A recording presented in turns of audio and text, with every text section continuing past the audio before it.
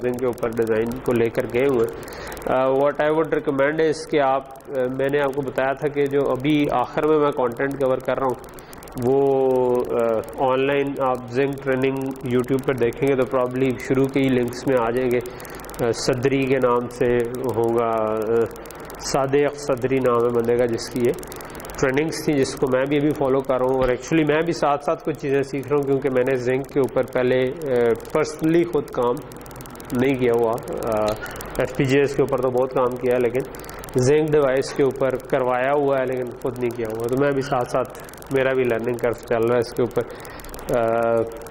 मैं तो इसको इंशाल्लाह कोशिश करूँगा कि ये पूरी ट्रेनिंग कंप्लीट कर लूँ, बट आई वुड रिकमेंड कि आप लोग भी इसको कंप्लीट करें और जब भी फ्री टाइम हो। अभी अगर आपकी FYP प्रेजेंटेशन हैं तो ठीक है, उस पर आप अभी बेशक ना फुल कंप्लीट करें, बट जो आपका इसके प्रोजेक्ट के लिए जितनी आपने लैब में काम किया उसको यूज़ करते हुए प्रोजेक्ट एक अच्छा सा बनाए और फिर उसके बाद इसको भी कंप्लीट करें ताकि आपको पूरा फ्लो समझ आए। ठीक। सो लास्ट टाइम हम जिस जगह पर रुके थे हमने एक एग्जाम्पल डिज़ाइन सा बनाया था। सो अभी हम जिंक पे नहीं पहुंचे थे। हमने आपका कुछ इस किस्म का डिज़ाइन बनाया था। अगर मैं इसको खींच तान के छोटा करूं और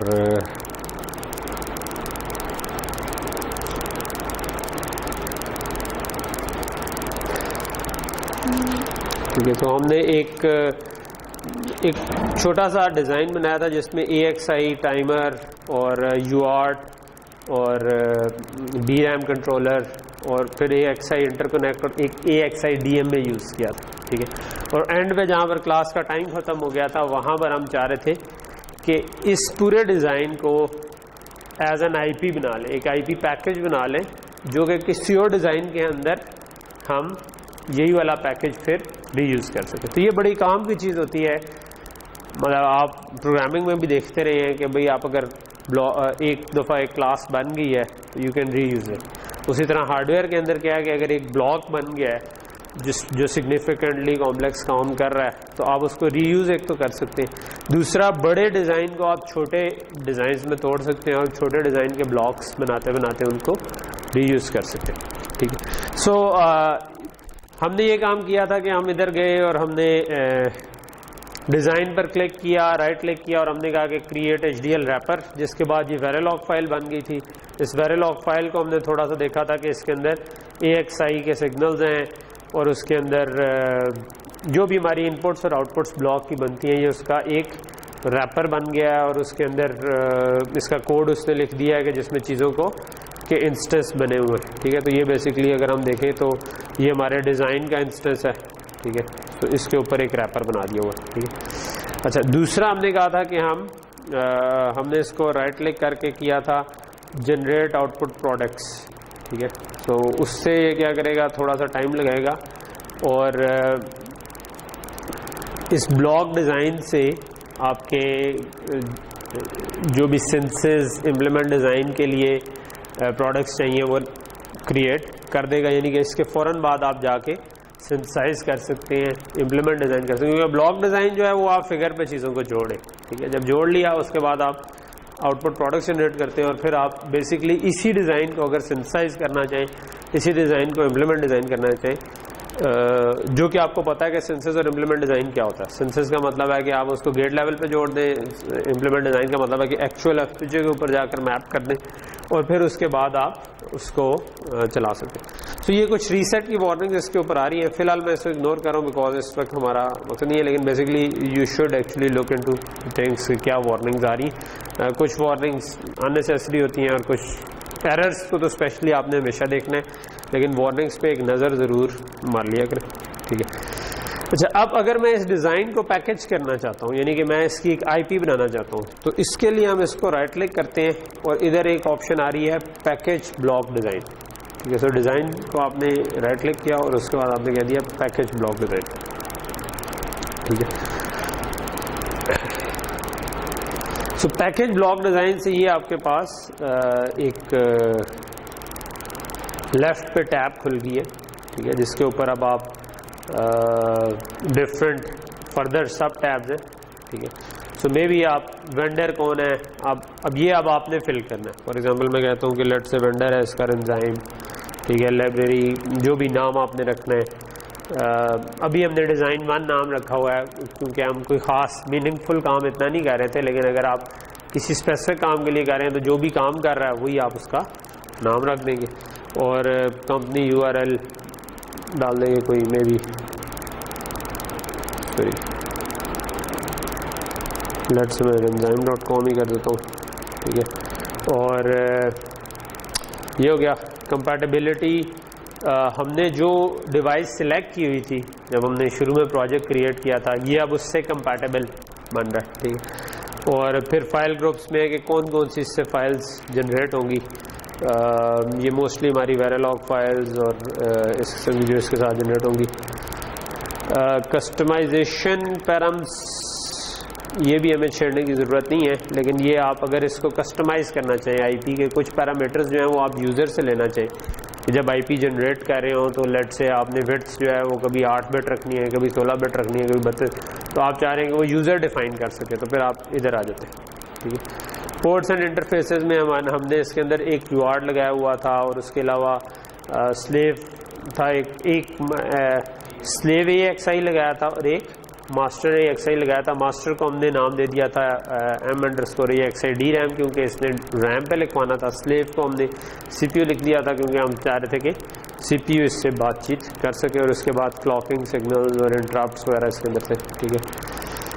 एड्रेसिंग एंड मेमोरी, अच्छा सॉरी, क्योंकि ये मैंने पहले वैसे कन्फिगर किया हुआ है तो ये ऑलरेडी नज़र आ रहा है। वैसे अगर आप ये कन्फिगर ना किया होता तो इधर आपके पास एड्रेस जनरेशन विज़ार्ड का एक लिंक आ रहा होना था, जिसको आप क्लिक करेंगे तो आपके पास ये वाली GUI खुल जाएगी, ठीक है।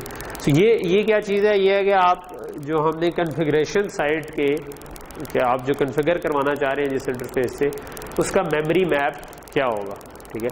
तो इसमें वो जो भी आपका स्लेव मास्टर दोनों के आ रहे होंगे, लेकिन हमारे लिए जो जो इम्पोर्टेंट चीज़ है वो ये है कि जो DRAM वाला आपका AXI इंटरफेस है, ठीक है, उसको कितनी मेमोरी नज़र आ रही है, ठीक है। सो उसके लिए यहाँ पर अब ये मैंने खुद चेंज किया हुआ है कि यहाँ पर मैंने इसको 4G किया है, इसकी रेंज को, और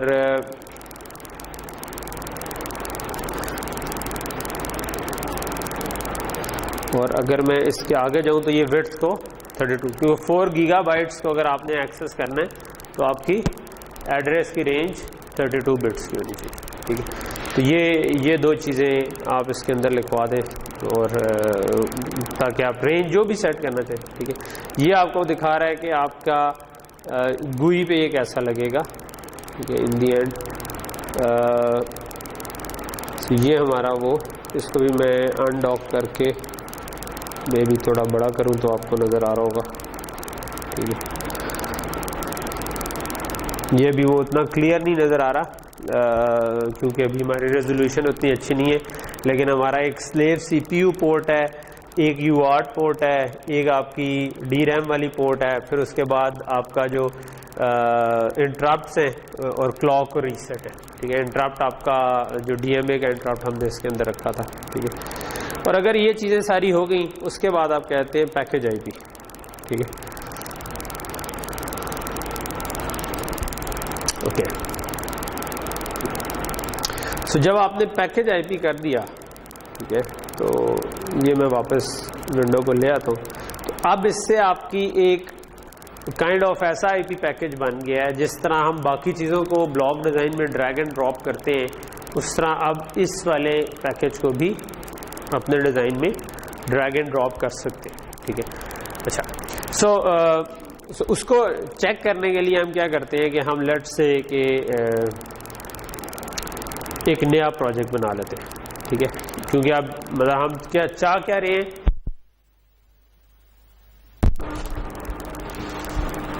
ये बड़े आज और टाइम पे गई है,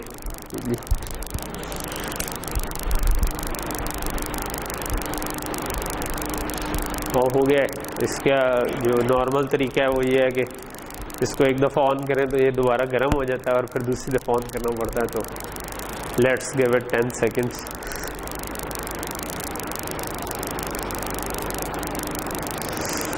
चलो जितनी देर ये ऑन होता है, क्योंकि अब आपसे नेक्स्ट मुलाकात अब पेपर में ही होगी अगर मैं आया तो लेकिन पेपर के बाद तो जितनी देर ये ऑन होता है उतनी देर पेपर में ना जो ये आखिर वाला पार्ट है स्पेशली AXI से रिलेटेड, ठीक है, इससे मुतालिक शायद डिज़ाइन क्वेश्चंस नहीं आएंगे, ठीक है। जो डिज़ाइन क्वेश्चंस होंगे वो इसके पीछे से ही होंगे, जो हमने मेनली जो डिजिटल डिज़ाइन के मेन कंटेंट कवर किए, एडर मल्टीप्लायर, फिर उसके बाद फोल्डिंग अनफोल्डिंग और ये वाली सारी चीज़ें जो कवर की, ठीक है, स्टेट मशीन्स, ठीक है।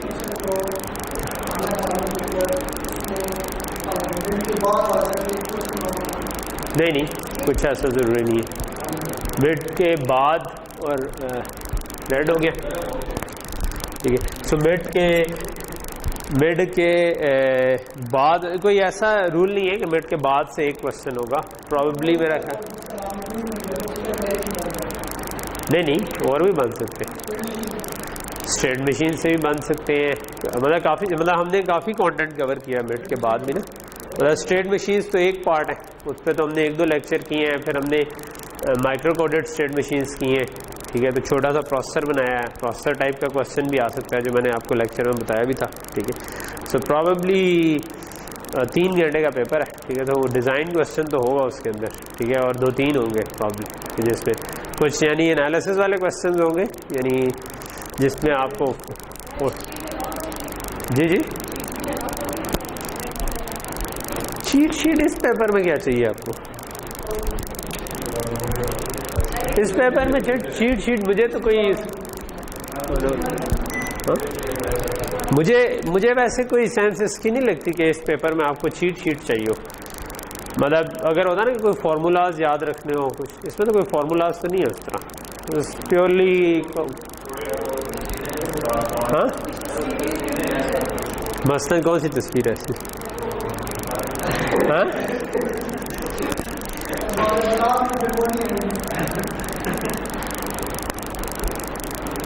नहीं यार, मेरा नहीं है, कोई चीट शीट नहीं है इसमें, ठीक है। आपने खुद ही करना है जो करना है, ठीक है। अपने अपने कैलकुलेटर ले आए क्योंकि कन्वर्जन्स वगैरह में आपको चाहिए होंगे, उसके अलावा मेरा नहीं ख्याल कि आपको कोई चीट शीट चाहिए। यार पहले बात का मैं कुछ कंफर्म अभी नहीं कह सकता, ठीक है। अभी मैं पेपर मैंने बनाना है, अगर बन गया होता तो हाँ धोखा तो बस हो सकता है, ठीक है। Paper is a test for you, test का मतलब होता है कि आपको कोई इन पे धोखा दिया जाए। सो आपको टेस्ट तो करूँगा ना मैं कि आप एक चीज़ तैयार करके हैं, मैं दूसरी दे दूँ। वैसे पेपर क्योंकि 3 घंटे का है, सो मेरा ख्याल है कि उसमें कॉम्प्रिहेंसिवली सारी चीज़ें ही पूछी जाएंगी, ठीक है। यानी फोल्डिंग अनफोल्डिंग से पीछे मतलब वो सर पिछली दफ़ा आपको ये हुआ था ना कि फोल्डिंग अनफोल्डिंग नहीं आया, तो मतलब इन दी एंड अगर नहीं आया था तो मैं अब हो सकता है अभी चेक कर रहा हूँ कि आपको आती है कि नहीं आती। आपने मुझे बड़ा कहा था कि जी हम बड़ा तैयार करके आए थे, तो इसका मतलब आपको क्लियर तो है, तैयार तो आपने कर लिया हुआ है, तो आप पेपर में हो सकता है इस दफ़ा आज से, ठीक है। ओवरराइट हो गया तो ठीक है, ग्रेड भी उसी तरह जैसे जैसे ओवरराइट होता जाए तो उस तरह। ओके, सो पेपर के लिए जो है ना, मेरा ख्याल है कि जो मिड से आगे वाला, मिसाल के तौर पर हमने FPGA के कंपोनेंट्स पढ़े हैं ना, ब्लॉक रैम्स और मल्टीप्लायर और इस किस्म की चीज़ें। सो मेरा ख्याल है कि एक आध क्वेश्चन जो होगा ना वो ब्लॉक रैम्स को यूज़ करते हुए कुछ हो रहा हो। हाँ, थ्योरी बेस्ड कोई क्वेश्चन नहीं होगा, थ्योरी बेस्ड क्वेश्चन होंगे जो अब AXI से रिलेटेड कुछ चीज़ें हैं ना, इस पे हो सकता है शॉर्ट क्वेश्चन आ जाए, ठीक है। शॉर्ट क्वेश्चन यानी कि अब लेट से कि मेमोरी मैप्ड और स्ट्रीमिंग में क्या फ़र्क हो सकता है, इस किस्म की चीज़ें।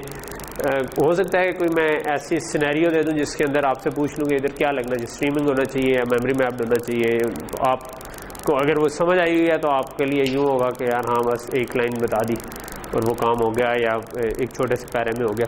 सो मोस्ट प्रॉब्ली जो आपका एंड वाला पार्ट है, क्योंकि ये वाला आई बिलीव के ज़्यादा जो है ना ये लैब में टेस्ट होगा, जो आपका लैब फाइनल होगा ना उसके अंदर आपसे ये चीज़ें टेस्ट होंगी कि आप चीज़ों को कैसे जोड़ते हैं या क्या करते हैं। तो लेट्स सी।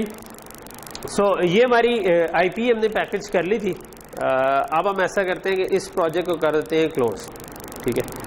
और अब हम करना ये चाह रहे हैं कि उसी पैकेज IP को हम किसी नए प्रोजेक्ट की ब्लॉक डायग्राम में उसी तरह ड्रैग एंड ड्रॉप करना चाह रहे हैं, इंसर्ट करना चाह रहे हैं जिस तरह हम नॉर्मली करते हैं। सो मैं कहता हूँ क्रिएट न्यू प्रोजेक्ट और लेट्स से डेस्कटॉप पे मैं कोई भी प्रोजेक्ट बना लेता हूँ। कौन सा मैंने बोर्ड सिलेक्ट किया था? ज़ेबो सिलेक्ट किया हुआ था, ठीक है, या कुछ और किया था? चलो अगर ड्रॉ, हाँ जेड बोर्ड किया था। आई थिंक ये दोनों पे चल जानी चाहिए क्योंकि जिंक डिवाइस के लिए, लेकिन हो सकता है ना चले क्योंकि उसके फिर कनेक्शंस भी उसके हिसाब से हो जाते हैं ना। तो हमने यूआर्ट के साथ क्योंकि कनेक्शन भी दिया हुआ है, तो अगर इस पर ड्रैग एंड ड्रॉप की ऑप्शन ना आई तो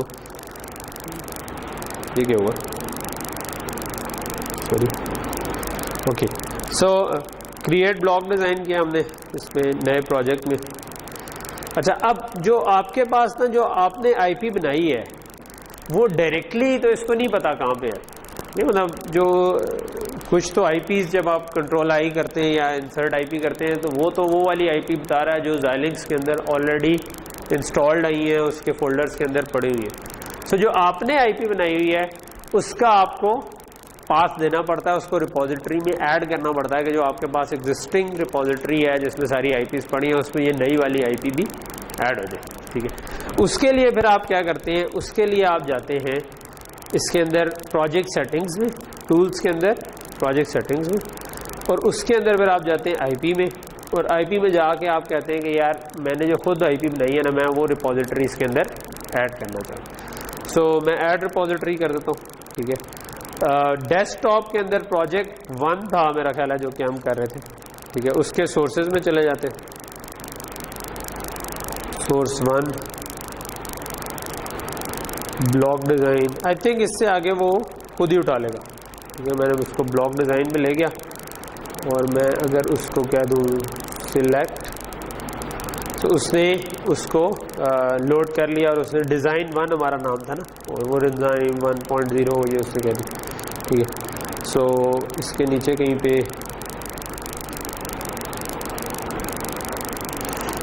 इसको मैंने अप्लाई किया और ओके कर दिया, ठीक है कि ठीक है ये जो रिपोजिटरी है ना, ये अब आपके इस प्रोजेक्ट के अंदर जो भी एग्जिस्टिंग रिपोजिटरीज थी उनके साथ ये वाली आईपी भी ऐड हो गई।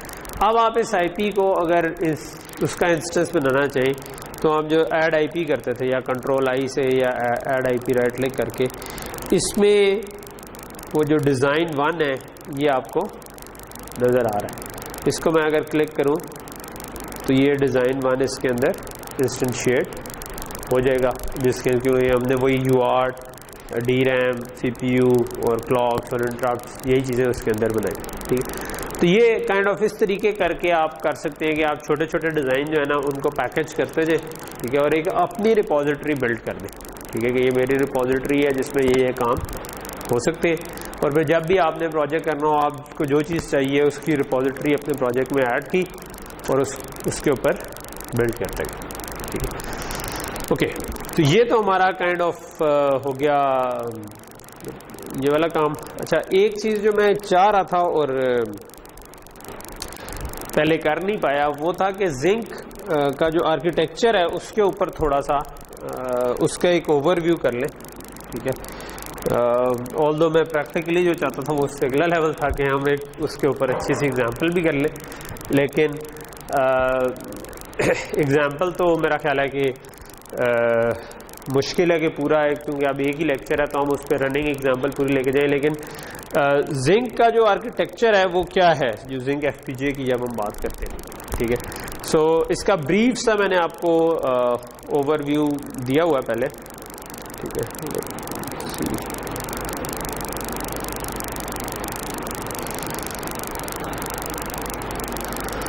मैं ज़रा इसको ब्लैंक कर देते हैं। और सो जिंक का जो आर्किटेक्चर है ना, जिंक क्यों डिफरेंट है? जिंक नॉर्मल FPGA जो होता है ना उसके अंदर हमने देखा था, जो 7 सीरीज FPGA वाला जब लेक्चर हुआ तो हमने देखा था कि उसके अंदर स्लाइसेस होते हैं जिनको जोड़ के वो बन रहा होता है, ठीक है। और हर स्लाइस के अंदर कुछ रिसोर्सेज थे जो हमने देखे थे कि लुकअप टेबल्स थे जिनके ज़रिए अब कैरी की लॉजिक थी और XOR था, और जो दूसरे उसके अलावा आपके DSP स्लाइसेस हैं उनके अंदर मल्टीप्लायर लगे हुए थे, फिर ब्लॉक रैम्स थी, ठीक है, तो उनको जोड़ के बन रहा होता, ठीक है। जिंक जो है ना उसके अंदर आपके पास दो पार्ट होते हैं, एक को हम कहते हैं PL और एक को हम कहते हैं PS, ठीक है। PS stands for processing system, ठीक है, और ये जो है इसको हम प्रोग्रामेबल लॉजिक कहते हैं, ठीक है।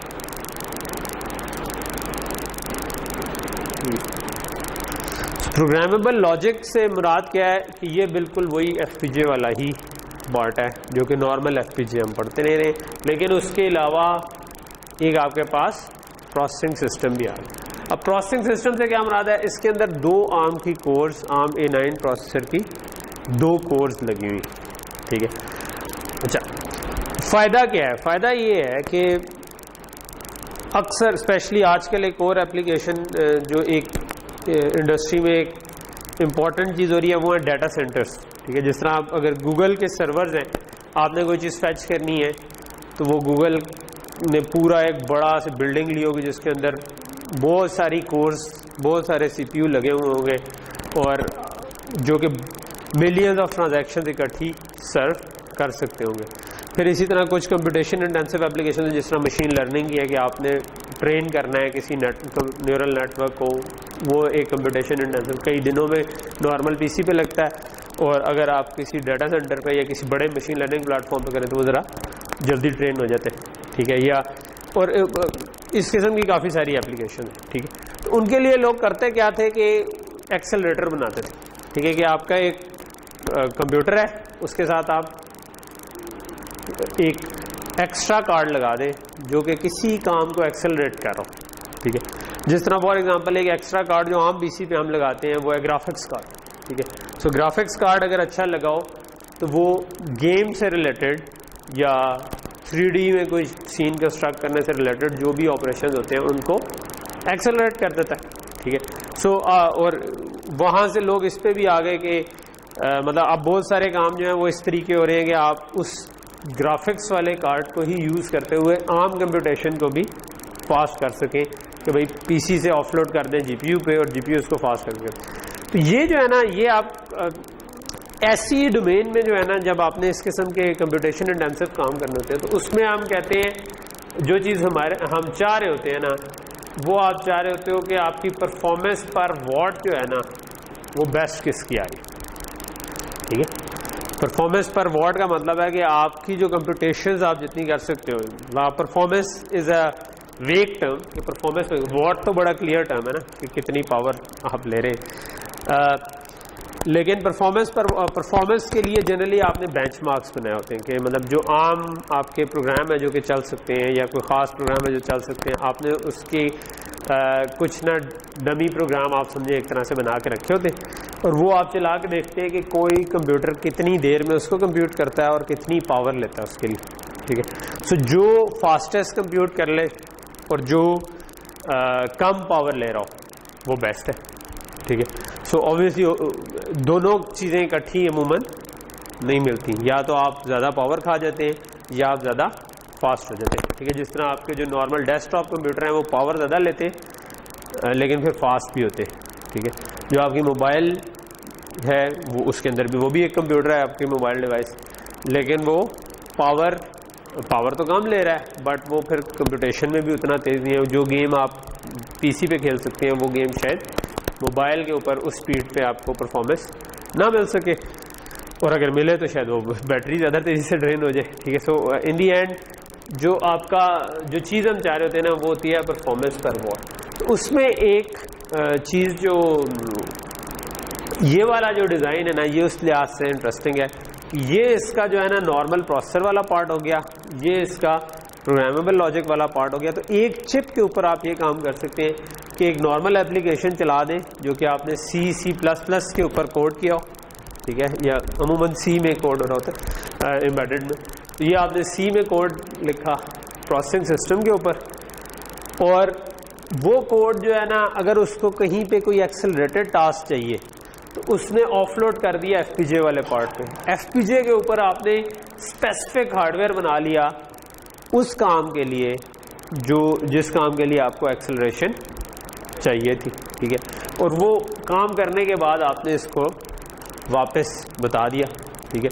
सो नॉर्मली आप क्या करते हो कि आप DRAM के ऊपर डाटा लिखवा देते हो और फिर इसको ट्रिगर करवा देते हो, जो भी आपने इधर लॉजिक बनाई होगी उसको कहोगे कि भाई इसके ऊपर जो भी टास्क करना है वो एक्सेलरेशन वाला टास्क वो कर लो, ठीक है।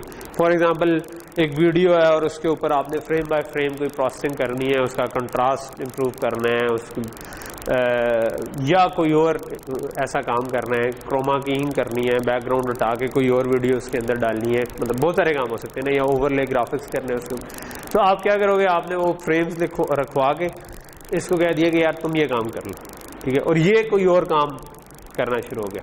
ये जो एक्सेलरेटर है ये जाकर उस वीडियो को पूरा ऊपर प्रोसेस करके DRAM को से रीड करके वापस लिखवा के उसके बाद ये प्रोसेसिंग सिस्टम को कह देगा कि आई एम डन, ठीक है। तो मोस्ट प्रॉब्ली अब आप इधर रख सकते हो कि ये एक इंटरप्ट इसको भेज दे, ठीक है। नॉर्मल जो प्रोग्राम चल रहा है वो चलते चलते प्रोग्राम के दरमियान आपको किसी पॉइंट पे डन का इंटरप्ट आया। जब इंटरप्ट आता है ना तो आप उस प्रोग्राम को वहाँ पे छोड़ते हैं और एक और जगह चले जाते हैं जिसको हम कहते हैं इंटरप्ट सर्विस रूटीन, ठीक है। आपने एक फंक्शन लिखा होता है जिसको आप इंटरप्ट सर्विस रूटीन कह रहे होते हैं, जो कि वो काम करती है कि अगर ये इंटरप्ट आया तो मैंने क्या काम करना, ठीक है। सो आप वो वाला काम कंप्लीट करते हैं और देन आप वापस उसके जो भी एग्जीक्यूशन थी वो चलती रहती है। तो इसका मतलब है कि ये नॉर्मली वही काम करता रहेगा जो कर रहा था। जब भी कोई काम करना होगा तो ये किसी पॉइंट इन टाइम पे जाके प्रोग्राम कर देगा आपके इस वाले हिस्से को, इसको प्रोग्राम कर दिया तो इसने अपना काम शुरू कर दिया। जब इसका काम खत्म हुआ तो इसने डन का इंटरप्ट दिया तो इसने बाकी काम कर दिया। मीनवाइल ये ऐसे बहुत सारे कंपोनेंट्स को बहुत सारे टास्क दे सकता है, ठीक है, कि मैं ऐसे 4-5 एक्सेलरेटर बना दूं और हर एक को अलग टास्क दे दूं और जिसका भी इंटरप्ट आए उसकी सर्विस रूटीन कॉल करूं। और इवन एक्सेलरेटर नाम भी होता तो नॉर्मल कंप्यूटर तकरीबन इसी तरह काम कर रहा होता है, सिवाय इसके कि वो एक्सेलरेटर के बजाय आप नेटवर्क कार्ड लगा हुआ है या ग्राफिक्स कार्ड लगा हुआ है, तो वो उनको नेटवर्क कार्ड पे पैकेट रिसीव हो तो आपको इंटरप्ट आता है, आप उसका इंटरप्ट हैंडल करते हो। कीबोर्ड से की प्रेस होती है, उसका इंटरप्ट आता है, इंटरप्ट हैंडल करते हो। तो ये काम आप ऑलरेडी जनरल पर्पस प्रोसेसर कर रहे होते हैं, लेकिन अब आप उन डिवाइसेस के बजाय अपना एक्सेलरेटर उसी चिप के ऊपर ही बना देंगे जो कि काम कर रहा होता है, ठीक है। तो ये तो एक काइंड ऑफ इसका बैकग्राउंड है कि दो इससे एक प्रोसेसिंग सिस्टम और एक प्रोग्रामेबल लॉजिक, ठीक है। अब हम जरा इसके थोड़ा सा डिटेल उस पर आ जाते हैं। तो इस पर रिसर्च हो रही है कि कौन सा आर्किटेक्चर बेस्ट परफॉर्मेंस पर वॉट देगा, ठीक है। इट्स नॉट समथिंग कि जिस पे कोई एग्रीड अपॉन है कि ज़रूर कोई एक चीज़ बेस्ट परफॉर्मेंस पर वॉट देगी। हो सकता है कि मतलब FPGA और GPU के ऊपर इसमें एक दूसरे से रेस लगी हुई है, ठीक है। फॉर एग्जांपल बहुत सारे काम जो है ना वो GPU पे आजकल पोर्ट हो रहे हैं, इस वजह से कि वो GPU आपके easy to use performance enhancement वाला काम कर देता है, ठीक। हाँ, FPGA से ज़्यादा महंगा नहीं है वैसे तो। FPGA वाले बोर्ड अच्छे तगड़े FPGA बोर्ड महंगे होते हैं, ठीक है। वो भी मतलब GPU शायद उससे सस्ता ही है, ठीक है। सो अब जिस तरह माइक्रोसॉफ्ट ने नहीं सॉरी इंटेल ने अल्टेरा को एक्वायर किया ना, ठीक है। आपका जो Xilinx है ना जिसका FPGA हम अभी यूज़ कर रहे हैं, ठीक है। इसी तरह दूसरी जो सबसे बड़ा वेंडर है FPGAs का वो अल्टेरा, ठीक है। तो अल्टेरा जो है ना वो मेरा ख्याल है 4-5 महीने पहले वो इंटेल ने एक्वायर किया है और उसका कोर मकसद यही है कि FPGA बेस्ड को प्रोसेसर बना के आपके डाटा सेंटर्स के अंदर आप प्रोसेसर जो है वो FPGA को ऑफलोड कर सके टास्क, ठीक है। अब ये वो वाला मॉडल नहीं है कि आपकी आर्म की कोर ऑफलोड कर रही है, ये वो वाला मॉडल है कि आपका एक इंटेल का प्रोसेसर है और वो ऑफलोड कर रहा है टू FPGA। हो सकता है कि ये डिफरेंट बोर्ड हो, ये डिफरेंट बोर्ड हो, ठीक है। अभी जो हम कर रहे हैं वो एक चिप के ऊपर कर रहे हैं, ठीक है। अच्छा, और इसके अलावा GPU साइड पे तो आपको पता ही है कि ये NVIDIA वाले और बाकी ये लोग तो ये कर ही रहे हैं, ये भी प्रोसेसिंग वाली मार्केट में काफ़ी ज़्यादा ऑलरेडी इन है। फ़ायदा FPGA के बजाय GPU पर जाने का ये होता है कि GPU पे आपको कोई चीज़ इम्प्लीमेंट करने में FPGA की निस्बत कम टाइम लगता है। उसकी वजह यह है कि FPGA के ऊपर आपने बिल्कुल ज़ीरो से हार्डवेयर डिज़ाइन कर रहे हैं, ठीक है। GPU पे हार्डवेयर ऑलरेडी बना हुआ है, आप सॉफ्टवेयर लिख रहे हो उसके ऊपर। तो अगेन उस नॉर्मल एक C का कोड लिखने के बजाय अगर आपको GPU का कोड लिखना है तो उसके लिए आपको कुछ सीखनी पड़ेगी GPU प्रोग्रामिंग, और अपने टास्क को पैरेलल हिस्सों में तोड़ के मल्टीपल थ्रेड्स बना के उसको देना पड़े, जो एक लर्निंग कर्व है। लेकिन वो उससे कम है कि आप स्क्रैच से एक हार्डवेयर बनाएं, उस हार्डवेयर के डिबग करके मसले अलग निकालें और उसके ऊपर सॉफ्टवेयर अलग लिखें, क्योंकि आपने FPGA पर भी लेके जाना है तो तब भी आप इसका सॉफ्टवेयर लिख रहे हो, ठीक। Okay, so now coming back to इधर था मैं, जिंक आर्किटेक्चर। सो जिंक का आर्किटेक्चर जो है, इस पे भी जो मैं आपको बता रहा था लेक्चर्स, उसमें उसने डिटेल से डिस्कस किया हुआ है। सो ये काइंड ऑफ जिंक की ना एक मोटी सी ब्लॉक डायग्राम है, ठीक है, कि जिंक के अंदर क्या क्या है। ये ऑब्वियसली ये फुली डिटेल्ड नहीं है, ठीक है, ये आपको एक तरह का ओवरव्यू सा दे रही है, ठीक है। कि इसके अंदर जो मैंने आपको बताया कि एक तरफ ये वाला हिस्सा आपका PS हो गया और ये वाला हिस्सा PL हो गया, ठीक है। अभी इसकी क्लटर में ना जाएंगे, ये क्लटर क्या कर रहा है मैं एक एक करके आपको बताऊंगा क्या हो, ठीक है। अच्छा, दो इसमें ARM A9 कोर्स लगी हुई है, ठीक है, तो ये आपकी वो उसका CPU की कोर लगी हुई है, ठीक है। अच्छा, दोनों के साथ ना फिर L1 कैश मेमोरी लगी, ठीक है। कैश मेमोरी क्या होती है? कैश मेमोरी ये होती है कि जो आपकी रैम है ना, रैम अमूमन होती है स्लो, ठीक। अगर मैं रैम के ऊपर कोई रीड या राइट करूंगा तो उतनी देर में CPU के बहुत सारे साइकिल्स गुजर, क्योंकि CPU अमूमन चल रहा होता है तेज। फॉर एग्जांपल लेट्स से कि आपका CPU चल रहा है 500 मेगाहर्ट्ज पे या 1 गीगाहर्ट्ज पे या 700 ये मैं खैर इस वाले FPGA पे तो मेरा ख्याल है प्रॉब्ली 700 मेगाहर्ट्ज तक मैक्सिमम जाता होगा, 700-800 मेगाहर्ट्ज भी। सो रैम के ऊपर रीड राइट अगर आपने करना है तो वो निस्बतन स्लो का वो हो सकता है 200 मेगाहर्ट्ज पे और होगा। तो 200 मेगाहर्ट्ज का ये मतलब नहीं है कि हर साइकिल पे आपको एक उसका थोड़ा सा, जो आपको मैंने वो तस्वीर नहीं लास्ट टाइम दिखाई थी कि आप इधर से एड्रेस देंगे और उसके बाद थोड़ी देर बाद इधर आपको डाटा मिलेगा, तो ये सिंगल रीड राइट का साइकिल था। और अगर बस सपोर्टेड है तो फिर आपको मल्टीपल डाटा। तो DRAM इस तरीके काम कर रही होती है कि आप एड्रेस देंगे, हो सकता है 20-25 साइकिल लगे और उसके बाद आपको डाटा आना शुरू हो, और अगर आपने बस सपोर्ट किया हुआ तो आप ज़्यादा डाटा उठा सकते हैं, ठीक है। सो कैश क्या चीज़ होती है? कैश ये चीज़ होती है कि वो आपके एक टेम्पररी स्टोरेज आप बना लेते हैं कि जो कॉमनली यूज्ड चीज़ें हैं ना वो आप कैश में रख लें, ठीक है। ऑब्वियसली सिस्टम डिज़ाइन में हम इसकी फुल डिटेल में तो नहीं जाएंगे, ये आपने देखना हो तो ये दूसरे कंप्यूटर आर्किटेक्चर के कोर्स में डिटेल से डिस्कस्ड है। 1-2 लेक्चर्स आप अगर चंगे लगा दें तो आपको पूरी तरह कैश का आइडिया हो जाएगा। सो कैश ये चीज़ है कि आपको हर काम के लिए DRAM पे ना जाना पड़े, क्योंकि यही जो है ना ये रैम से कनेक्टेड है using a dedicated DRAM controller जो कि PS के अंदर है। एक तो हमने उधर मेमोरी इंटरफेस जनरेटर की कोर बनाई थी ना जो कि DRAM से बातचीत, उसके अलावा जिंक के अंदर एक डेडिकेटेड प्रोसेसिंग सिस्टम के लिए भी DRAM कंट्रोलर है जो कि DRAM से बातचीत कर सकता है। लेकिन ये अगर सब चीज़ें DRAM से ही रीड राइट हर वक्त करता रहे तो वो काम स्लो हो जाएगा। उसके लिए फिर हमने कैश लगाई होती है जो कि निस्बतन फास्ट होती है। सो इस प्रोसेसर की अलग कैश है, इस प्रोसेसर की अलग कैश है, और उसके बैक एंड पे एक थोड़ी सी बड़ी कैश है, आई थिंक 512 KB की कैश है जो कि इनकी शेयर्ड कैश है, ठीक है। अच्छा, जब आपके मल्टीपल प्रोसेसर्स होते हैं ना तब आपको एक और प्रॉब्लम आता है जिसको हम कहते हैं कैश कोहेरेंसी का प्रॉब्लम, ठीक है। वो ये होता है कि अगर कोई वेरिएबल हमने लेट से int x डिक्लेयर किया हुआ था, ठीक है, तो वो जो वेरिएबल असल में बनता है ना वो रैम में बन रहा होता है, ठीक है। तो रैम में आपने एक वेरिएबल x बनाया, उसकी कॉपी उठा के आप इधर भी ले आए, इधर ले आए, और अब आपने जब भी एक्सेस करना था आपने कहा x = 20, तो ये इधर 20 लिखवा दिया, ठीक है, बजाय रैम में जाकर लिखवाने के। फिर आपने कहा x का स्क्वायर लेकर उसी में लिखवा दो, तो 20 का स्क्वायर 400 इधर आ गया, ठीक है। अच्छा, और फिर आप रैम में पुरानी कॉपी पड़ी होगी, इधर आपकी लेटेस्ट कॉपी पड़ी हुई है, ठीक है। जब आप इसको इधर से बाहर निकाल रहे होंगे, इसकी जगह कोई और चीज़ लिखने चाहेंगे, तब आप इसकी लेटेस्ट कॉपी जाके रैम में लिखवा देते हैं। तो नॉर्मल अगर एक कोर हो तो इस तरीके से रैम काम कैश काम कर रही होती है कि आपने उठा के जो भी वेरिएबल्स थे उनकी एक कॉपी इधर बना ली, सारे वेरिएबल्स की नहीं क्योंकि छोटी है, जो कॉमन यूज चीज़ें थी, ठीक है। तो कॉमन यूज चीज़ें थी वो आपने इधर बनाई। जब आपके मल्टीपल प्रोसेसर हो जाते हैं तब प्रॉब्लम ये होता है कि हो सकता है कि ये भी एक्स को लोड कर ले और ये भी एक्स को लोड कर ले, तो इधर भी एक्स आ गया, इधर भी एक्स आ गया, ठीक है। एक्स की उस वक्त वैल्यू थी लेट्स से 10, ठीक है, तो इधर भी एक्स 10 आ गया, इधर भी एक्स 10 आ गया, ठीक है।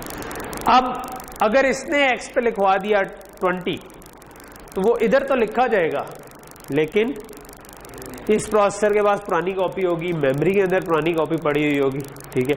इसके पास अगर ना भी होता तो मेमोरी में पुरानी कॉपी थी, अगर ये कहता कि मैंने एक्स को एक्सेस करना है तो इसके पास पुरानी कॉपी उठ के आ जाती मेमोरी से, क्योंकि इसको तो नहीं पता इधर पड़ी थी। तो इस चीज़ को रोकने के लिए ना ये वाला यूनिट लगा होता है जिसको हम कहते हैं स्नूप कंट्रोल यूनिट, ठीक है, जो कि सूंघ रहा होता है, आप समझे कि किस जगह पर क्या जा रहा है, ठीक है। अगर इधर लिखवाया गया है, आप कोई वेरिएबल फैच करना चाहेंगे तो इसको पता है कि ये वाला वेरिएबल इधर तो नहीं पड़ा, अगर इधर पड़ा है, हाँ कितनी देर के लिए, क्या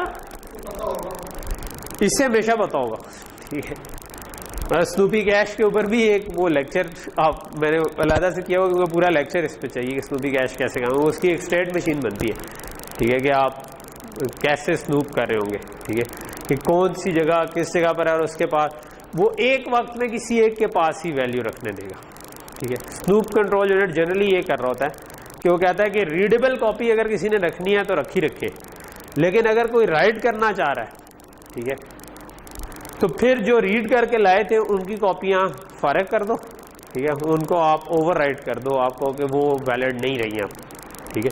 तो आप जिसने भी रीड करना है वो लेटेस्ट कॉपी को ही रीड करेगा, ठीक है। तो ये वाले प्रॉब्लम जो है ना ये कैश कोहेरेंस के होते हैं, ठीक है। ऑब्वियसली ये हमने इधर हैंडल नहीं करने क्योंकि ऑलरेडी स्नूप यूनिट लगा हुआ है, but I want you people to know कि यार इसका मकसद क्या होता है। इसका मकसद ये होता है कि अगर कि इसने रिकॉर्ड रखा हुआ है कि किस किस के पास राइटेबल कॉपी है। अगर राइटेबल कॉपी दोनों के पास नहीं है तो इट्स ऑल राइट। राइटेबल का मतलब है अगर इसने 20 नहीं लिखवाया, 10 ही था और इसने बार बार रीड करना है करता रहे, कोई मसला नहीं, इसने भी रीड करना है करता रहे, लेकिन जैसे ही कोई राइट करवाने की कोशिश करेगा तो तब ये एक्टिव हो जाएगा। ये कहेगा कि अच्छा किसी और के पास यही वाला वेरिएबल तो नहीं पड़ा हुआ। अगर पड़ा हुआ है मतलब हमने तो एक्स नाम रखा है ना, लेकिन एक्चुअल में जब मेमोरी पे रीड राइट हो रहा होता है तो वो तो कोई एड्रेस बन जाएगा। तो इसको पता है कि फलां एड्रेस जो था वो कैश की किस लाइन पर मैप होता था और क्या उस जगह पर वो पड़ा हुआ है। अगर तो पड़ा हुआ है तो उसको आप कह दो कि अब वो वैलिड नहीं रहा क्योंकि ये अब राइट करवाने पर आ गया, ठीक है। तो जो राइट करवाने पर आ गया तो बाकी जो पुरानी कॉपियाँ थी वो सारी कैंसिल, ठीक है। तो ये वाला काम कर रहा होता है, ठीक है। कैश मेमोरी अमूमन मल्टीपल लेवल्स की होती है, जिस तरह ये L1 है, L2 है, L3 बास प्रोसेसर में होती है। MBs में अगर L3 हो तो अमूमन होती है, ठीक है। सो L2 और L1 अमूमन KBs में चल रही होती है, लेकिन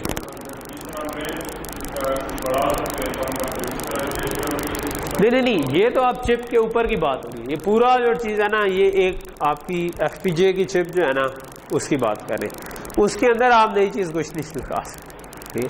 तो ये ऑन चिप है इस वजह से फास्ट है, ठीक है। जनरली L1 जो है ना वो एक साइकिल 2 साइकिल इससे ज़्यादा नहीं लेती। आपने इसको कहा मुझे डाटा दो, वो 1 साइकिल बाद आपको दे देगी या 2 साइकिल बाद, इससे ज़्यादा का नहीं होता L1 का, ठीक है। L2 अगर है या बड़ी होगी, रैम का सीधा सा असूल है कि अगर बड़ी होगी तो वो उसका डिले ज़्यादा होगा, ठीक है। सो आपकी जो L1 है मतलब सबसे पहले तो प्रोसेसर के अंदर जो रेज फाइल होती है वो फास्टेस्ट है, उसी साइकिल में डाटा दे देगी। जैसे ही आपको एड्रेस आया उसी साइकिल में जो सिंगल साइकिल प्रोसेसर जिस नाम ने बनाया, तो ऑब्वियसली अगर पाइपलाइन करेंगे तो वो भी कुछ साइकिल लग रहे होंगे। अच्छा, और L1 जो होगी वो 1-2 साइकिल ले रही होगी। L2 जो है वो जनरली 4-5 साइकिल तक पहुंच जाती है। L3 हो तो वो 12-13 साइकिल तक भी पहुंच जाती है, लेकिन वो फिर बड़ी होती है। लेकिन आप कहते हो कि स्टिल लगा दो 25-30 साइकिल से बेहतर है कि आप 8-10 साइकिल के अंदर काम हो जाए, ठीक है। लेकिन हाँ जी वो L3 कैश होती है अमूमन, ठीक है।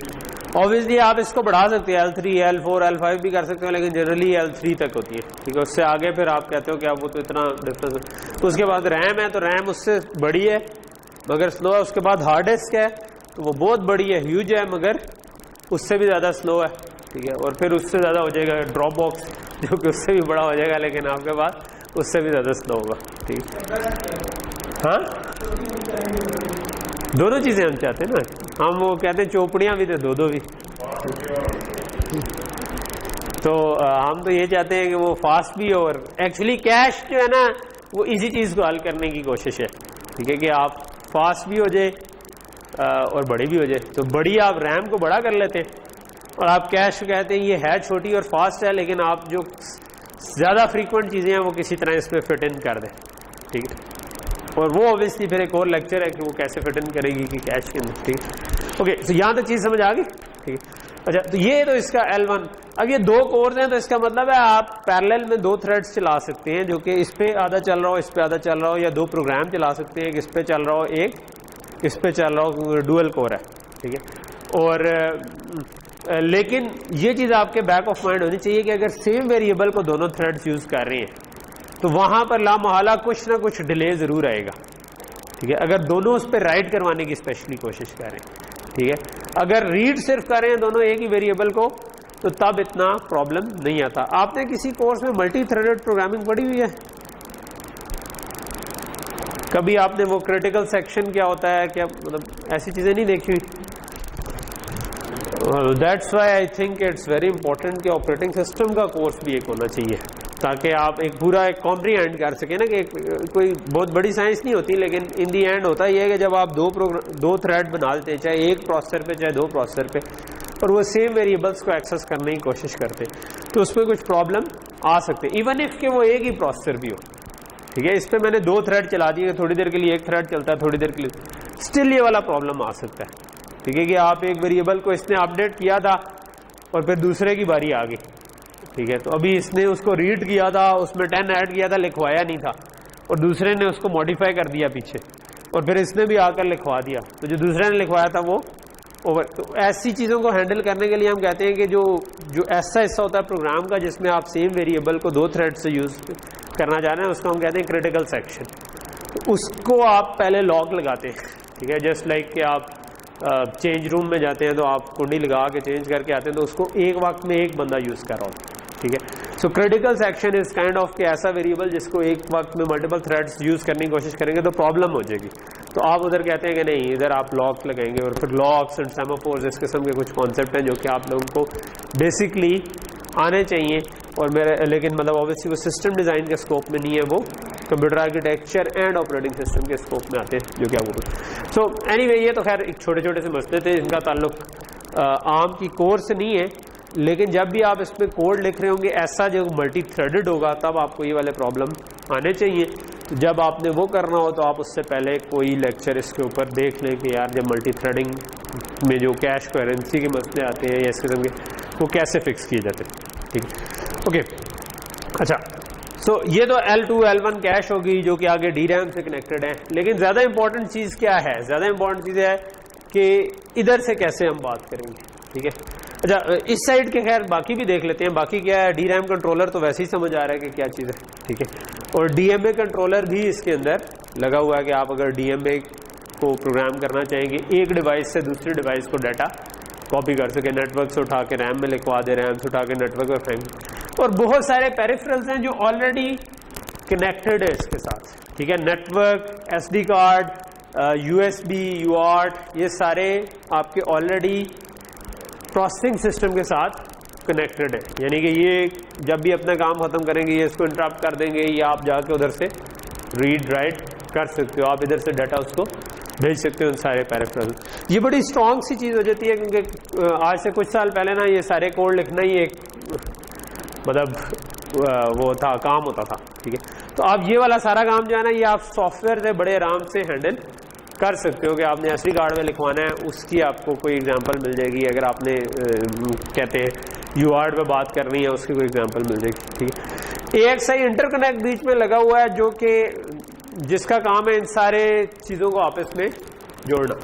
ठीक है, तो फिलहाल इससे ज़्यादा की डिटेल की ज़रूरत आई थिंक नहीं है अगर हम इसके हिसाब से करें। ठीक है, अच्छा, अब प्रोसेसिंग सिस्टम से जब PL पे आ जाते हैं हम, ठीक है, जो प्रोग्रामेबल लॉजिक है, असल चीज़ तो ये थी कि हम चाह रहे थे कि यार इधर ये वाला जो बाकी का काम है ना, ये जो DRAM और कैश, ये जनरली कोई भी प्रोसेसर होता है उसके साथ लगे होते थे। अगर आपने इंटेल के नॉर्मल प्रोसेसर रखे हुए हैं उसके अंदर भी आपकी मल्टीपल, अगर मल्टी कोर है तो आपकी 2 कैशेस लगी होंगी, पीछे L2 L3 कैश भी होंगी, स्नूप कंट्रोल यूनिट भी लगा होगा।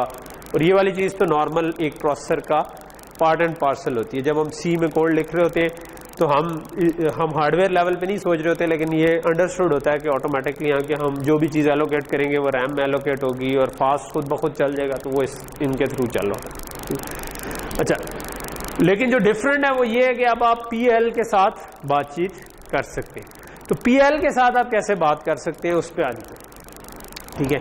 तो PL नॉर्मली आप क्या करते हैं कि आप की ना ये 4 पोर्ट्स हैं जिनको आप कहते हैं हाई परफॉर्मेंस पोर्ट, ठीक है, HP0 से लेकर HP3 तक, ठीक है।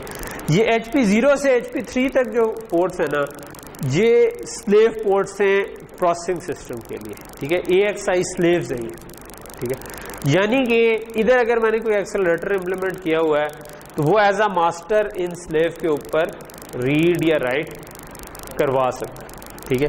रीड या राइट करवा सकता है। बेसिकली इनके थ्रू वो DRAM कंट्रोलर को जा सकता है और DRAM कंट्रोलर के थ्रू वो मेमोरी के किसी से, यानी कि अगर मैंने कोई इमेज के ऊपर प्रोसेस करनी तो आपने एक इमेज लिखवाया, उसको ये भी एक्सेस कर सकता है। ये एक्सेस करके उसको रीड या राइट करेगा और रीड या राइट करने के बाद इसको इंटरप्ट कर सकते हैं आप कि भाई इसने जो काम करना था वो कर लिया।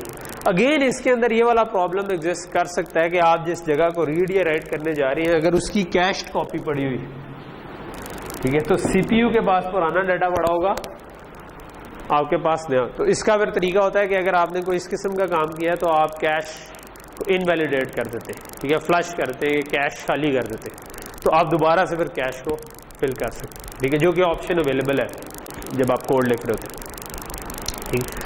तो यहाँ तक चीज़ समझ आ गई कि ये आपके हाई परफॉर्मेंस पोर्ट्स हैं। इधर आपने जिस तरह अभी हमने IP बनाई थी उसके अंदर हमने AXI मास्टर भी बनाया, AXI स्लेव भी बनाए और उसके थ्रू, तो आप इस तरह इधर AXI मास्टर या स्लेव बना, ये इन चारों के लिए आप AXI मास्टर बना सकते हैं जो कि इनके साथ बातचीत कर सकें, ठीक है। अगर आपने इन पोर्ट्स से कोई बातचीत करनी है तो फिर उसके लिए ये 2 पोर्ट्स हैं, ठीक है, SGP0 SGP1, ठीक है। ये इसकी निस्बत स्लो पोर्ट्स हैं, ठीक है, यानी कि इनकी निस्बत ये उतनी फास्ट पोर्ट्स नहीं है, लेकिन ये स्टिल आपने अगर IOS के साथ बातचीत करनी है या ये जो पेरिफेरल्स हैं तो उसके लिए फिर आप ये इनके साथ टाई करेंगे। अगर आप ब्लॉक डिज़ाइन बना रहे हैं उसके अंदर जिंक का आप ब्लॉक उसकी इन पोर्ट्स के साथ अपने चीज़ों को टाई कर रहे हो, ठीक। अच्छा, उसके अलावा अगर आप इसके थ्रू किसी स्लेव पर रीड या राइट करना चाहते हैं, ठीक है, तो वो फिर आपकी MGP0 MGP1 पोर्ट्स है, ठीक है।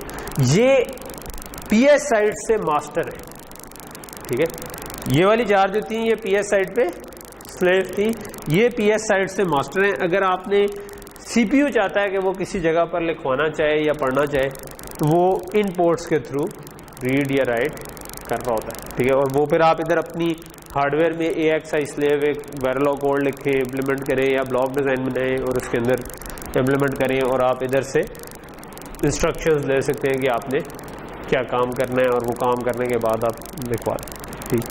अच्छा, एक इसकी और पोर्ट भी है जिसको ACP पोर्ट कहते हैं, जो इसका मुझे एब्रिविएशन भूल गई है, लेकिन CP शायद कोहेरेंसी पोर्ट बुलाती है, ठीक, जिसके थ्रू आप डायरेक्टली ऑन चिप मेमोरी को एक्सेस कर सकते हैं। और आप क्या कर सकते हैं कि ये तो सीधी जाती है DRAM कंट्रोलर पे, ठीक है। तो अगर आपने जो डाटा एक्सेस करना था वो रैम में ही सिर्फ होना मतवक्के था तो तब तो आप ये पोर्ट यूज़ कर सकते हैं। लेकिन अगर वो कैश भी हो सकता था और आप ये चाहते हैं कि यार वो पहले मैं कैश को चेक कर लूँ, तो फिर आप ये वाली पोर्ट यूज़ करते हैं। ये कैश को भी एक्सेस कर सकती है, तो ये जाके देखेगी ये कैश के ऊपर तो नहीं पड़ा हुआ वो डाटा। अगर वो कैश पे पड़ा हुआ है तो वो आपको क्विकली मिल जाएगा, ठीक है, कैश फास्ट है, ठीक है। फिर आप उसके ऊपर प्रोसेसिंग करते रहेंगे और जब नहीं मिलेगा तो अगेन फिर वो पूरा साइकिल चलेगा कि आप फिर रैम में जाएंगे और रैम से रीड राइट करने की कोशिश करेंगे। अच्छा, ये तो खैर ओवरव्यू है। अगर आपने जिंक के ऊपर काम करना है तो आपको जनरली जो Xilinx के ना साथ काफ़ी ठीक सी डिटेल डॉक्यूमेंटेशन अवेलेबल होती है, तो जिंक की भी अवेलेबल है। फॉर एग्जांपल मैंने इधर कुछ खुली हुई है, एक जो सबसे डिटेल डॉक्यूमेंट है उसको हम कहते हैं टेक्निकल रेफरेंस मैनुअल, ठीक है। So zinc technical reference manual, ये आप डाउनलोड करेंगे, TRM बाउस का जिसको कह रहे होते।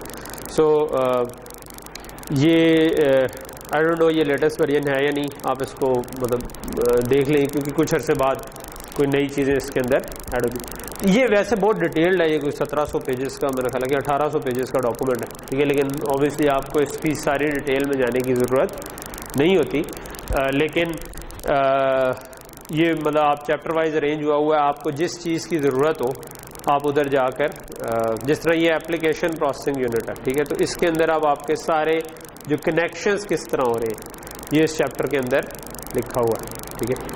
ये जो भी मैं आपको चीज़ें बता रहा था कि भाई L1 कैश है, L2 कैश है, ठीक है, तो ये आपको बताया हुआ कि यार ACB पोर्ट किससे कनेक्टेड है, स्नूप यूनिट क्या कर रहा है, ये वाला आप फिर फर्दर आप डिटेल में ये वाला चैप्टर देख सकते हैं। इसी तरह सिस्टम एड्रेसेस के चैप्टर में चले जाएं, तो अब ये जो है ना ये आपको बता रहा है सो ये आपको मेमोरी मैप बता रहा है फ्रॉम आर्म की कोर के पॉइंट ऑफ व्यू से, कि आपने जो सी का कोड लिखा है आर्म की कोर के ऊपर चलने के लिए, उसने अगर किसी पोर्ट के ऊपर बातचीत करनी है, ये जो हमने पोर्ट्स बनाई थी, तो वो कैसे करेगा, तो ये उसका एड्रेस मैप्ड है, ठीक है। कि आपने अगर प्रोग्राम फॉर एग्जांपल ये लिखा हुआ है कि GP पोर्ट 0 या GB पोर्ट 1 जो PL की है ना, उसका एड्रेस 4000 से लेकर 7FF तक है और दूसरे का 8000 से लेकर BFF तक है, ठीक है। तो अगर आपने उधर कोई स्लेव टाइप किया हुआ है तो इधर से जो एड्रेस देना है वो इस रेंज के अंदर होना चाहिए, ठीक है। तो इस किस्म की चीज़ें फिर आपको इधर ऑब्वियसली जो इधर अभी मैं आपको कवर कर रहा हूँ वो तो बिल्कुल ब्रीफ ओवरव्यू है, लेकिन जब आप एक्चुअल में इम्प्लीमेंट करने जाएंगे तो तब आपको ये सारी डिटेल्स के अंदर थोड़ा सा घुसना पड़ेगा और इसको सॉल्व करना पड़ेगा। फिर एक और रिलेटेड डॉक्यूमेंट है जो कि जिस तरह ये जिंक 7000 का प्रोडक्ट टेबल है, ये भी मैंने कुछ अर्से पहले का डाउनलोड किया हुआ है, लेकिन आप इसको लेटेस्ट डाउनलोड कर सकते हैं। ये आपको बता रहा है एक ही टेबल के अंदर, ये मतलब ऐसे टेबल्स जो है ना ये डिसीजन मेकिंग के लिए काफ़ी अच्छी चीज़ होती है कि ये आपको बता देते हैं कि कौन सी प्रोडक्ट के अंदर क्या क्या रिसोर्सेज अवेलेबल है, ठीक है। सो मिसाल के तौर पर ऊपर जो आपके आ रहे हैं ना, ये अब आपके जिंक की कौन सी डिवाइस है उसके ऊपर आ रहे हैं, ठीक है। सो ये 7010 जो कि जेबो के ऊपर लगी हुई है मेरे ख्याल में, और उससे 1520, फिर 30, फिर 35, फिर 4045, तो ये डिपेंडिंग ऑन कि जितने रिसोर्सेज बढ़ते जाएंगे, ठीक है। जेबो पे बहुत छोटी डिवाइस लगी हुई है, ठीक है। तो छोटी डिवाइस ये नीचे बताया हुआ है कि ये किसके इक्विवेलेंट है, तो ये आर्टेक्स 7 FPGA के इक्विवेलेंट है, ठीक है। तो आर्टेक्स Xilinx के हमने पढ़ा था कि इंटेक्स, आर्टेक्स, वर्टेक्स 3 तरह के हैं, जिनमें से आर्टेक्स जो है वो सबसे सस्ते एंड इसका मतलब है कम परफॉर्मेंस वाले, ठीक है। सो जिसको उन्होंने क्या कहा हुआ था, हाई, हायर, हाईएस्ट कहा हुआ था ना, तो वो उसका मतलब हाई का मतलब है कि बेसिकली कम परफॉर्मेंस वाले ये और वो हाई परफॉर्मेंस वाले, ठीक है। तो उन्होंने कॉस्ट का कहा होगा लो, लोअर, लोएस्ट, तो वो ठीक है। तो ये लोएस्ट कॉस्ट विच मीन्स के लोअर परफॉर्मेंस। सो जो इम्पोर्टेंट चीज़ है इसके अंदर, जैसा कि मैंने आपको बताया था कि वो आपने देखना है कि ब्लॉक रैम्स कितनी है, DSP स्लाइसेस कितने, ठीक है।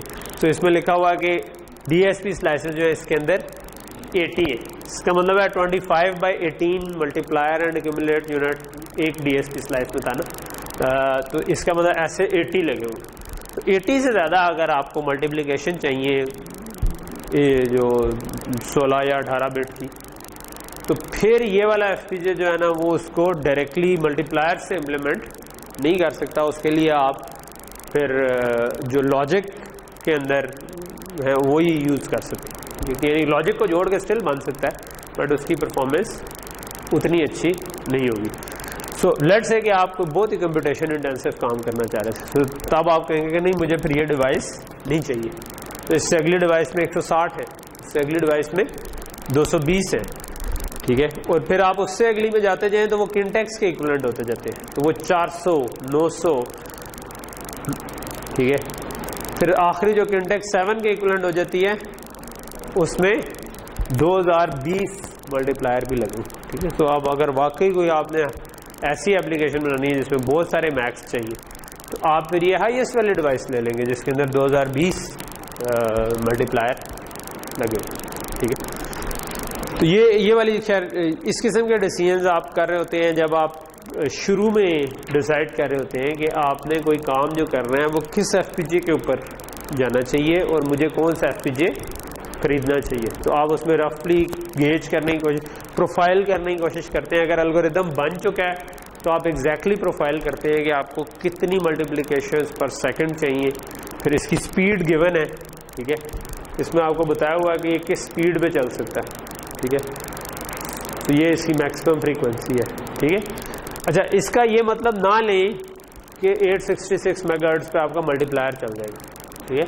ये 866 मेगाहर्ट्ज़ जो है ना, ये इसके प्रोसेसिंग सिस्टम की स्पीड है, ठीक है। यानी कि जो इसकी कोर लगी हुई है जिंक की, वो इस पे चलेगी। जो आपका नॉर्मली जो पीएल वाला पार्ट है उसका क्लॉक इसकी निस्बत स्लो होता है, ठीक है। आप 200 megahertz is a realistic gas के जिसके ऊपर आप चीज़ों को चला पाएंगे, ठीक है। 200 से ऊपर जाना जो है वो शायद आपके लिए पॉसिबल उसमें ना हो सके, ठीक है। मे बी वो 200 भी थोड़ा सा ऑप्टिमल हो सकता है, ठीक है। सो ऑब्वियसली बाकी की डिटेल भी है कि कौन सा चीज़ क्या यूज़ कर रही है, लेकिन वो इस वक्त मेरा ख्याल है कि इतना मैटर नहीं करती, ठीक है। ओके, सो इसके अलावा जो एक और इम्पॉर्टेंट चीज़ है कि जब आप लेट से ऐसा कोई काम Xilinx के FPGAs पे करना चाहते हैं जो ज़रा सीरियस काम हो, तब इनके ना ऐप नोट्स होते हैं, एप्लीकेशन नोट्स कहलाते हैं। और वो ये है कि उनके अपने इंजीनियर्स ने कोई छोटा मोटा काम करके बिल्ड करके कोई चीज़ उसका एप्लीकेशन नोट दिया होता है। बाज़ का आपको उसके साथ सोर्स कोड भी अवेलेबल होता है, बाज़ का वो सिर्फ एप्लीकेशन नोट होता है जो कि आपको बता रहा होता है कि कोई काम कैसे करना है। फॉर एग्जांपल इसकी जो कोर्स हैं दो, अगर अब इस जिंक के ऊपर आप लिनक्स बूट कर सकते हैं, ठीक है। लिनक्स मतलब आप ये कर सकते हो कि आप पूरा लिनक्स चला दो और उसके ऊपर आपकी एप्लीकेशन चल, ठीक है। और जिंक के ऊपर आप ये भी कर सकते हैं कि आप बेयर मेटल एप्लीकेशन में, बेयर मेटल एप्लीकेशन आपने लैब में लिनक्स बूट करके कुछ किया, बेयर मेटल ही बनाई है हमेशा। तो बेयर मेटल तो आप जानते हैं कि क्या है, कि बेयर मेटल ये है कि आपने एक ऐसा कोड लिखा जो कि सिर्फ वही वाला कोड ही चल, ठीक है। जब आप लिनक्स बूट करेंगे तो उसके बाद आप multiple program at the same time चला सकेंगे, कि आप एक से ज़्यादा कोड उसके ऊपर रन हो सकते हैं, और वो फिर लिनक्स का जो कर्नल है वो उनके दरमियान स्केड्यूल कर लेगा कि किसकी बारी किस टाइम पर आनी, ठीक है। तो it makes things easier. So let's say कि आप चाहते हैं कि यार कौन एक कोर पे मैं लिनक्स बूट कर लूँ, एक कोर के ऊपर मैं बेयर मेटल चला लूँ, तो क्या ये पॉसिबल है, नहीं पॉसिबल, ठीक है। तो इसकी डिटेल के लिए फिर आप जा सकते हैं कि यार ऐप नोट्स को सर्च करें। तो ऐप नोट्स में आपको कोई ना कोई ऐसा ऐप नोट मिल जाएगा, ठीक है। तो काफ़ी सारे काम जो है ना उनके लिए आपको एप्लीकेशन नोट मिल जाता है जो कि आपको गाइड कर देता है कि चीज़ें किस तरह करनी चाहिए। हर काम के लिए नहीं मिलता, इन दी एंड कुछ काम आप ट्राई करेंगे और अगर आपने वो अच्छे तरीके किया तो मे भी उसका ऐप नोट बना दें, ठीक है। और ऐप नोट के अलावा जिंक का जो है ना वो बहुत सारा मटेरियल ऑनलाइन उस तरह अवेलेबल है कि लोगों ने साइट बनाई हुई है, उसके ऊपर लिखा हुआ है, ठीक है।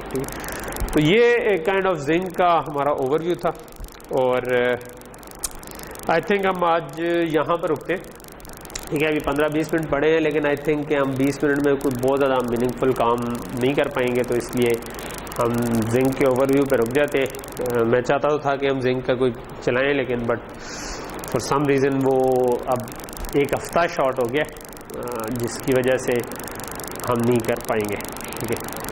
तो मे बी मैं ऑनलाइन कुछ डाल दूँ इसके ऊपर बाद में, लेकिन it won't be part of your course कि आप इसको कुछ कर सकें, ठीक है।